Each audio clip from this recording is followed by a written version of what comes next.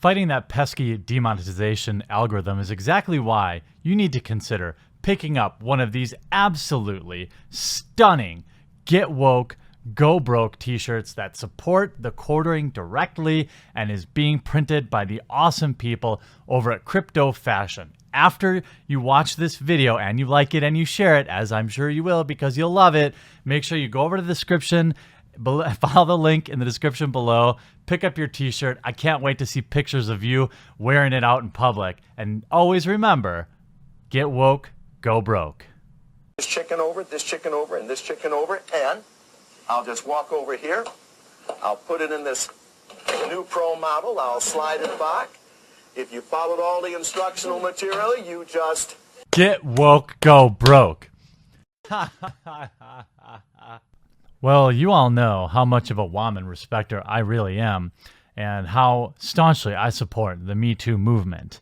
And I take particular joy when we get just delicious justice. And it looks like internet crazy person Brianna Wu has been ensnared in the Me Too movement. Now, who is Brianna Wu? Well, it's someone who rose to semi-pseudo internet relevance during Gamergate and has been desperately trying to hang on to that fame, much in the way that Anita Sarkeesian has.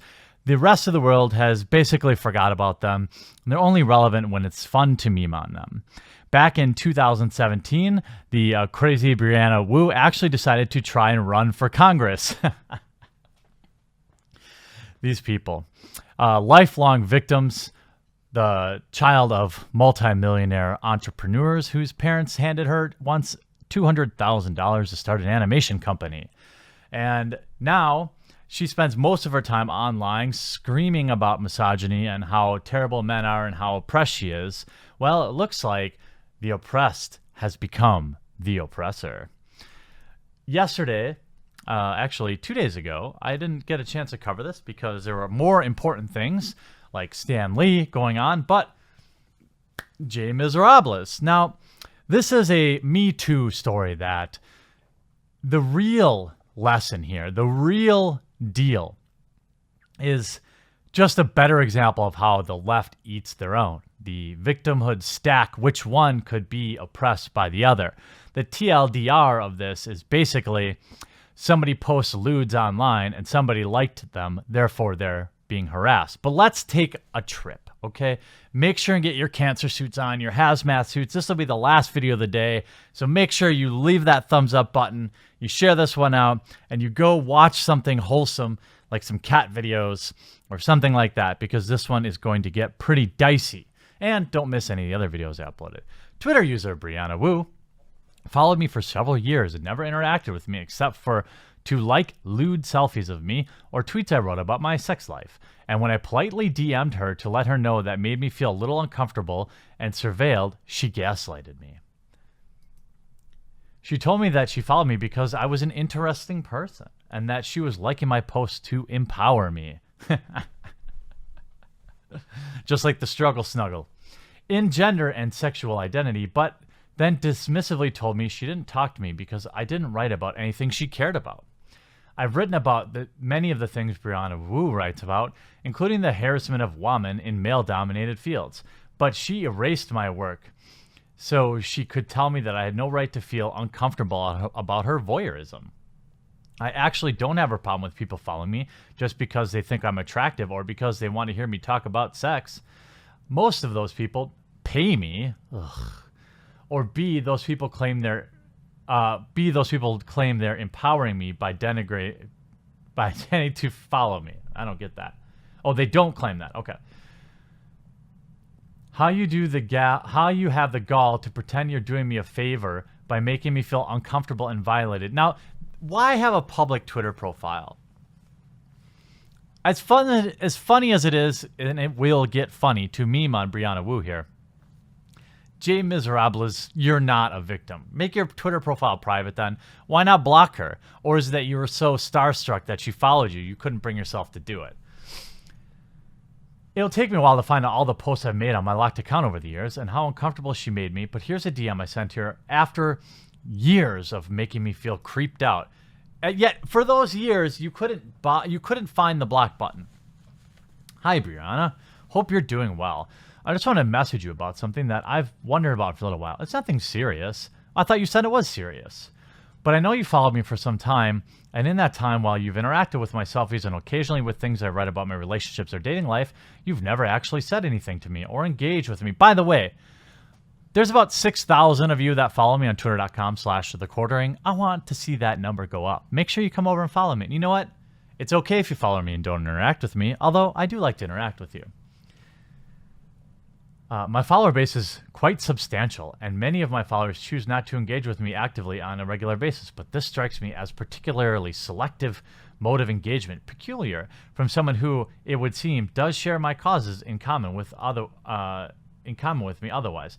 Of course, every one of my followers is free to engage with me as they like, but I must admit to some bemusement, so I thought rather than trying to guess at any motives you might have, I should message you directly. This reads as like do you like me? Doesn't it? It reads like a high schooler, like, circle yes or no, do you like me? Here's Brianna. It's not complicated. I generally follow interesting women on Twitter. For you, you're NB, non-binary, I assume that means. So I generally follow NB people too. You don't generally talk about tech or games, which is why I primarily care, which are what I primarily care about besides politics. Mostly just trying to show you support for you being your authentic self. You're putting way too much thought into it. Okay. So here are the receipts. Brianna, who follows me, and almost everything of mine she faves is sex related.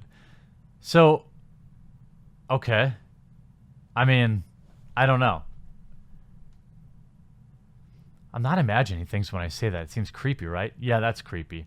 Can't tell if she has a weird crush on me or this is some kind of surveillance. So this sounds like a lover's scorn. This is exactly how it read to me. Like she's mad that Brianna isn't interested in her. Is that something? Is that something?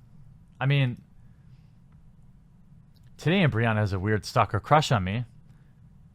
She'll love you with everything she has, which is initially intoxicating and eventually impossible to live up with, and you'll miss her afterwards. I don't get that. Oh, Brianna Wu liked it. So what? Oh my God, these folks are insane.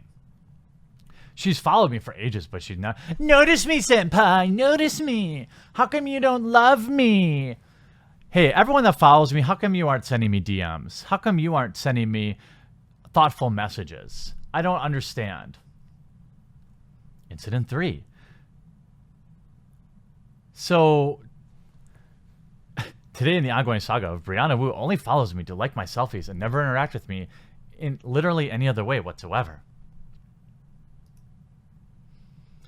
And of course, now she is the victim, which is the logical conclusion for these folks. Always, oh, cool, Brianna Wu's defenders are showing up to tell me I was asking for it.